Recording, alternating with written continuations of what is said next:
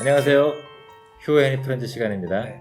자, 오늘은 소품까지 갖고 오셨는데, 이게 이 초롱이. 초롱이. 초롱이. 또 이게 원래 이렇게 보는 건데 어. 네, 초롱이. 이게 잔디. 잔디. 자, 오늘은 이 얘기를 하고 싶어 해서 우리 팔불출. 가족 이야기, 가족 이야기. 가족 사랑 네. 이야기. 네. 오늘은 초롱이와 잔디가 네. 어떻게 가족이 되었나. 네. 초롱이가 가족이 된 얘기는 했었죠, 그죠?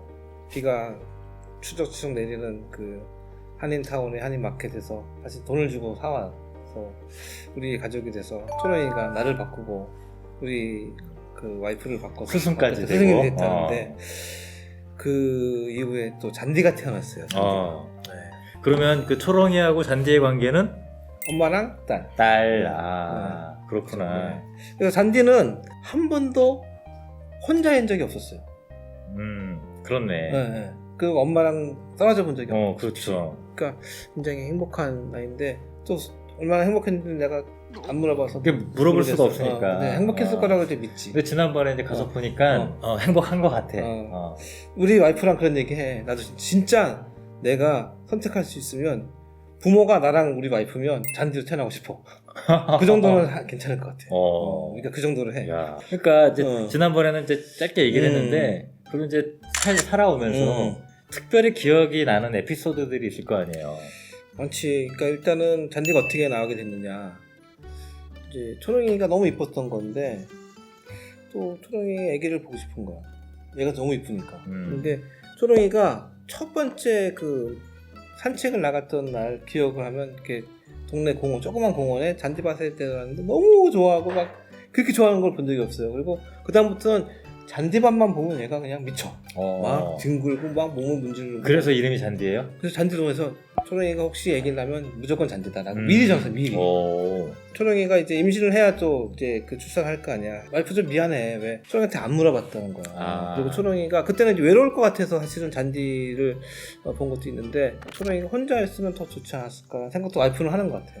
초롱이는 잔디가 있으므로 혼자 독차지할 사랑을 나눠야 되니까 뭐 그런 게 있지 않을까 생각하는데 둘은 잘 지내요. 어쨌든 그래가지고 이제 임신을 해야 되니까 어떻게 해. 그러면 이제 사회감을 봐야 되잖아. 그래서 어떻게 했냐면 그 미국에도 그렇게 하더라고. 동물 관련 그 업소에 가서 신청을 하면 상대방을 구해줘요. 워낙 그 동물병을 아니까. 그러면 건강한 시추를 소개해 준 거야. 수컷을. 근데 이제 그 무식하게 하는 게 아니라 우리 집에서 일주일을 같이 살게 해요. 그쪽 그 가족이 일주일을 보내. 대릴 사이처럼 보내. 근데 초롱이가 되게 거부를 하더라고. 싫어하더라고. 시크하구나. 이제 우리가 말하는 이제 그 사랑을 했는데 임신이 안 됐어. 어렵구나. 근데 그걸 강제로 안 했으니까. 그러고 있다가 길거리 캐스팅. 산책하다가 너무 이쁜 시추 강아지를 만났어요. 근데 그 강아지의 이제 그 주인이 한국 여자분인데 사귀게 된 거지. 그래서 전화번호 교환하고 있다가 우리 애들 너무 이쁘니까 그렇게 해서 이제 새끼를 낳으면 보통 서너 마리 낳잖아요. 그러면 그 관리가 한 마리를 주거나 한 마리 값을 돈으로 줘요. 그게 한 500불 정도가 돼. 그쪽에서 또 우리 애기 너무 이쁘다고 자기 새끼 하나 데려가고 싶다고. 그 집에도 몇 마리가 있는데 그래서 그렇게 하자 해서 또 걔를 데리고 와서 우리 집에서 일주일 동안 있었어. 또 그러니까 또 시크해. 얘가 엄청나게 구애를 하더라고. 까다롭구나. 구애를 하더라고. 그래서 결국 마음을 열고 사랑을 해서 임신을 했어요. 출산할 때가 됐는데 엄마가 또 얘 태교한다고 모짜라도 틀어주고 매일 산책하고 건강하게 했는데 또 불안해. 또 이렇게 출산하다가 잘못될까봐. 그래서 동물 관련 일을 하시는 분을 집에 모셔다 놓고 3파까지 남자분이신데 혹시나 있을 사고에 대비해서 초롱이가 출산할 무렵에 내가 출장을 간 거야. 큰일 났다 해가지고 이제 그 와이프한테 그분 모셔다가 잘 해라. 근데 출장을 가서 올 동안에 출산을 안 하는 거야. 기간이 지났는데 우리가 그 신랑 된 강아지 데려와서 사랑한 걸 눈으로 봤기 때문에 날짜 계산이 되잖아요. 그러니까 막 이상한 거야. 그리고 배에 만져지는데도. 근데 그 전에 내가 이제 어디 출장 가서 또 굉장히 예쁜 강아지 집을 사왔어. 정말 예뻐. 무슨 뭐 아라비안 나이트 나오는 무슨 공주님 침대 같은 거 사왔는데 거기 안 들어가더니 이거 싫어. 출장을 갔다 왔는데 문을 열고 들어오니까 초롱이가 날 보고 그냥 꺼이 울고. 그때 이제 왜? 반가워서 그랬을 것 같아요. 그분 모셔왔는데 내가 평소에 한 번도 안 갔던 그 예쁜 집 침대에 가서 출산을 했어. 그리고 순산을 했어. 신기하네. 오신 분이 돈 받기 미안하다고 그럴 정도로. 근데 그 다음에 또 그 집에 안 들어가.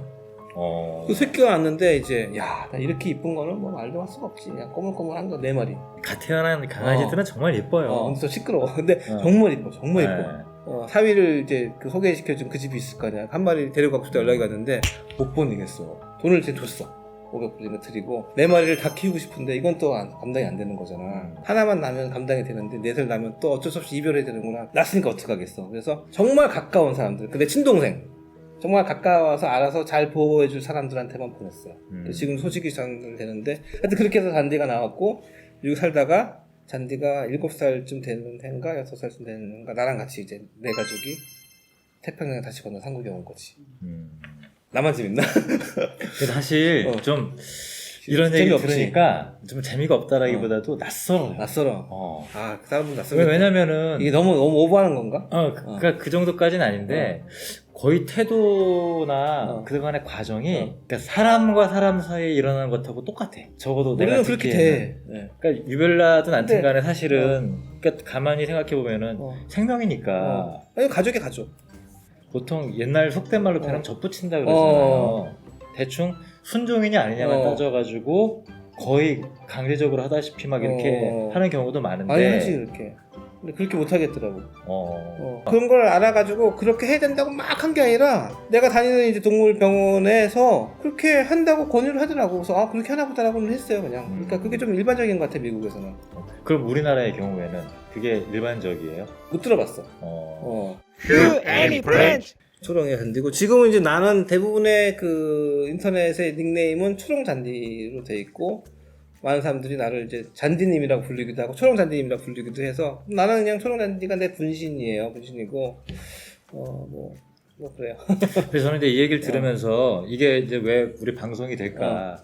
당연히 반려가족하고 함께 사는 가족들의 경우에는 뭐 이렇게 저렇게까지 생각할 수도 있고 나도 저렇게 해야지 이런 다양한 생각들이 있을 수 있는데 중요한 건 뭐냐면 의뢰가 필요하다. 의뢰.